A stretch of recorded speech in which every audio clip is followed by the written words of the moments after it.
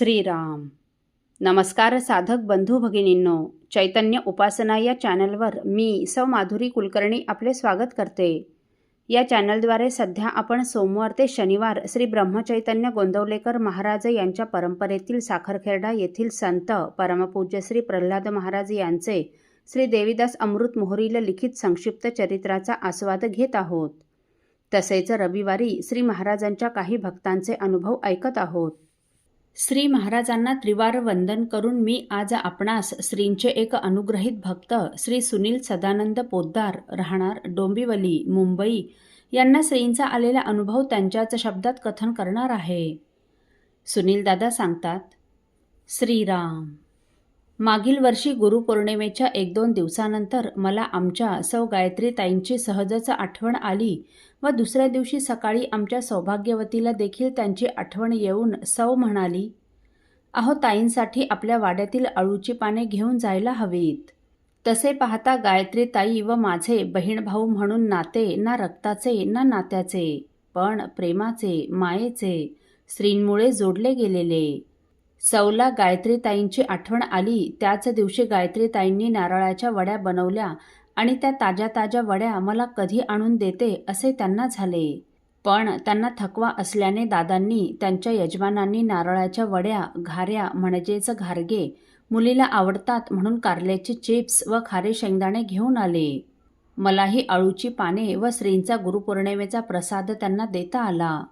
नक्कीच मागील जन्माचे काहीतरी ऋणानुबंध असणार. निस्वार्थ प्रेम असेल तर श्री सर्व जुळवून आणतात बघा. श्रीराम समर्थ.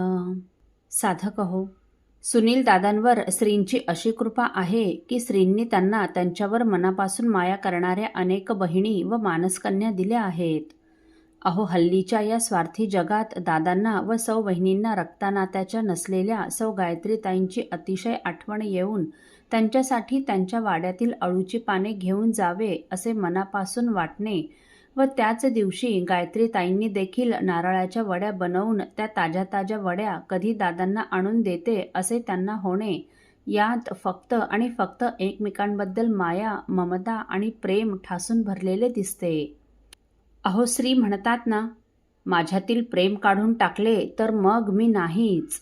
तसेच हे आहे. आपण निस्वार्थ बुद्धीने दुसऱ्यावर प्रेम केले की आपल्याला देखील त्याच्या शतपट प्रेम मिळते. श्रींच्या कृपेने दादांना ते साधले आहे. अर्थात हे सर्व श्रींनी दिलेल्या नामामुळे साधते. आपण नामावर आणि श्रींवर मनापासून प्रेम करू लागलो ना की श्रींचे गुण आपल्यात येऊ लागतात. अहो श्रींचे काय सांगावे. श्री म्हणजे प्रेमाचा महासागर, अथांग, अमर्याद, अतुलनीय.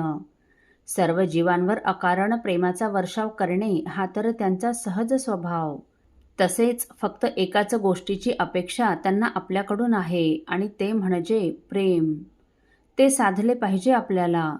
अहो म्हणूनच तर श्रींचा निरोप सांगताना परमपूज्य बेलसरे बाबा लिहितात, प्रेमात राम रमतो, प्रेमाला मोल ना जगा माझी, हाची सुबोध गुरूंचा, गुरुरायाला तहान प्रेमाची. श्रीराम समर्थ. साधक हो, आपल्यापैकी कोणा श्रींच्या भक्तांना श्रींचे असेच काही अनुभव आले असतील तर इतर साधकांचे श्री महाराजांवरील व त्यांचा प्राण असलेल्या नामावरील प्रेम वृद्धिंगत व्हावेत या पवित्र हेतूने आपण मला ते 9422843253 अथवा सुनील दादांच्या 9892608401 या व्हॉट्सअप नंबरवर कळवावेत अशी नम्र विनंती.